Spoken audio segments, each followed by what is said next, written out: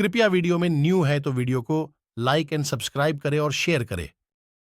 संजय ने कहा, महाराज, साधु पुरुष इस समय आपको धन संपत्ति, कुल मर्यादा, सुयश, तपस्या और शास्त्र ज्ञान में नहुष, नंदन ययाति के समान मानते हैं।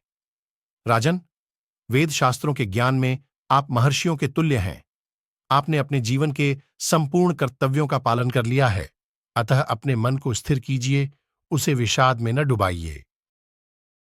धृतराष्ट्र ने कहा, मैं तो दैव को ही प्रधान मानता हूं।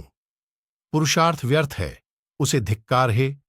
जिसका आर्य लेकर शाल वृक्ष के समान ऊंचे शरीर वाला कर्ण भी युद्ध में मारा गया। युधिष्ठिर की सेना तथा पांचाल रथियों की सेना के समुदाय का संहार करके जिस महारथी वीर ने अपने बाणों की वर्षा से संपूर्ण दिशाओं को संतप्त कर दिया और वज्रधारी इंद्र जैसे असुरों को अचेत कर देते हैं, उसी प्रकार जिसने रणभूमि में कुंती कुमारों को मोह में डाल दिया था, वही किस तरह मारा जाकर आंधी के उखाड़ते हुए वृक्ष के समान धरती पर पड़ा है।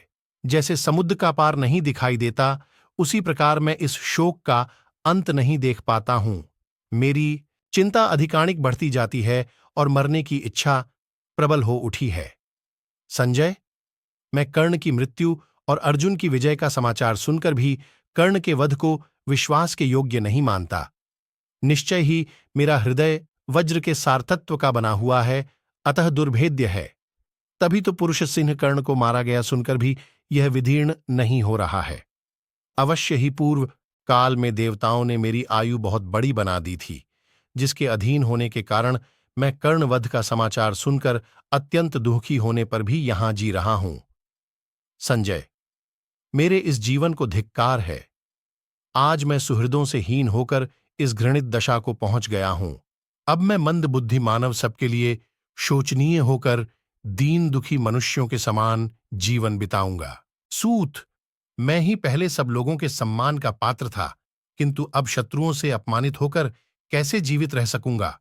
संजय, भीष्म, द्रोण और महामना कर्ण के वध से मुझ पर लगातार एक से एक बढ़कर अत्यंत दुख तथा संकट आता गया है।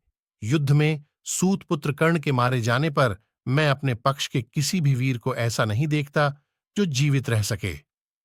संजय, कर्ण ही मेरे पुत्रों को पार उतारने वाला महान अवलंब था।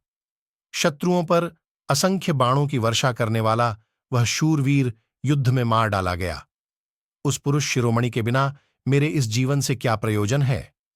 जैसे वज्र के आघात से विदीर्ण किया हुआ पर्वत शिखर धराशायी हो जाता है, उसी प्रकार बाणों से पीड़ित हुआ अनिरथ पुत्र कर्ण